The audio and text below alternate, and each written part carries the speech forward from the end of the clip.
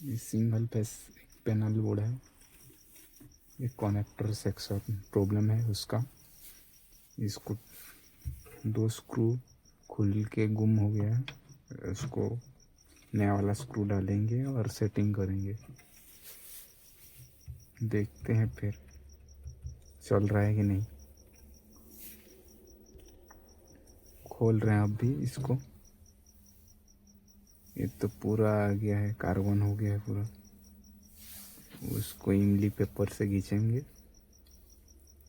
साफ करके इसको। अभी फिर जैसा था पहले ऐसा सेटिंग करके रख फिटिंग करेंगे। ये लग गया पूरा वाट।